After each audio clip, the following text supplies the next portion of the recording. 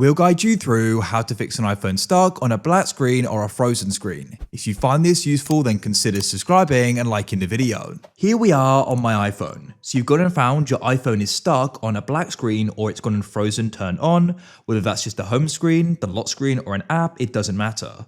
So we're going to guide you through how you can go about fixing this, as it's really annoying, as you're then unable to go and use your phone. So hopefully we should be able to go and do this. We've also got some other troubleshooting tips at the end, which we can go and run through if you're still having problems. So make sure this full guide and don't skip anything, as we're covering important things throughout this whole video. So then what we need to do is we're going to go and do something called a forced restart. So what we can do is go and do this. This is going to go and force a restart. You don't need to go and have access to the screen. It's by using button shortcuts and the combination with the buttons. So let's go and dive straight into this. So first of all, we're going to be coming onto the side here, and you press the volume increase, then the decrease, and then you tap and hold the side power button. So I'm going to go and guide you through this now. Go and press the volume increase, decrease, and then tap and hold that side button on this side.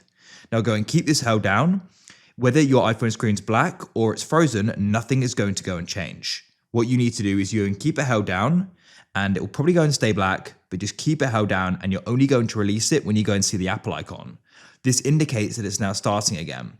So go and wait, and hopefully when it comes back on, the problem should now be solved. Now, if you go and find nothing happens, try doing that combination again, press the volume increase, decrease, and tap and hold that side button. If nothing still happens after holding that for a good amount of time, then what you're going to try doing is charging your iPhone.